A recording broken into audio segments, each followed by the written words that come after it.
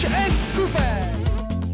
Více než 8 000 sázkařů, kteří se z maratonu kvalifikovali do finálového Tip Sport Cupu, porazila, což je opravdu úctyhodný výkon.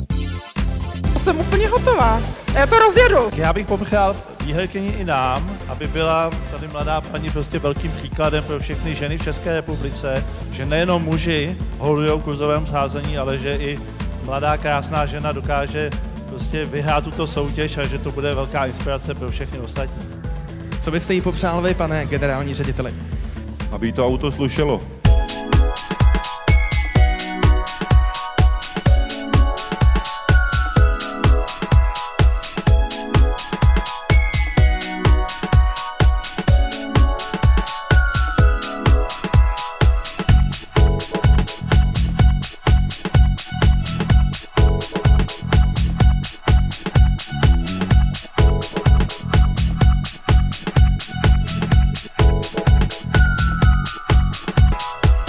První svezení bylo super, hlavně ten zvuk to má úžasný.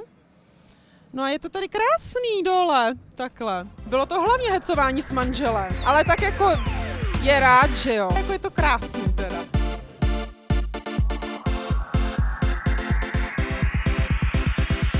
Kolem naší vesnice to pořádně rozjedu, ať mě všichni viděj.